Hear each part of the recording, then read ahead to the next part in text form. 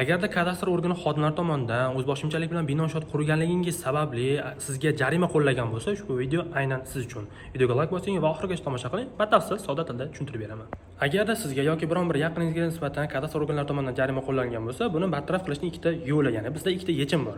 Birinchi galda tushuntirib o'tishimiz kerakki, kadastr organlari tomonidan shunday huquqi mavjud, ya'ni siz o'zboshimchalik bilan qurilishni amalga oshirgan bo'lsangiz, ya'ni o'zboshimchalik bilan egallab olgan bo'lsangiz, unga nisbatan jarima qo'llash vakolatiga ega. Faqatgina ushbu jarima qo'llash tartibiga ular rioya qilgan bo'lish kerak. Ya'ni soddaroq tilda tushuntiradigan bo'lsak, ushbu qilmishni haqiqatan ham siz sodir etgansiz va qilmishingizga jazo sifatida ushbu jazo chorasini berishga ular haqlidir. Biroq ular shu jazo chorasini berish tartibiga rioya qilmasa, ushbu qo'llanilgan jarima jazosi bekor qilinishiga olib kelishiga mumkin.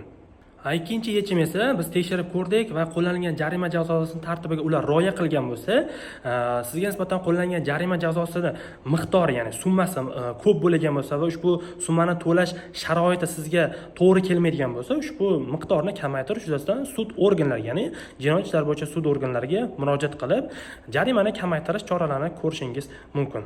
Agarda sizda aynan shu sohaga oid bo'lgan muammolaringiz mavjud bo'ladigan bo'lsa, video izohlarda savol so'zini qoldiring, biz siz bilan bog'lanamiz va aynan siz uchun to'g'ri keladigan himoya strategiyasini tuzgan holatda huquqiy muammongizni bartaraf etilishda amaliy yordam ko'rsatamiz.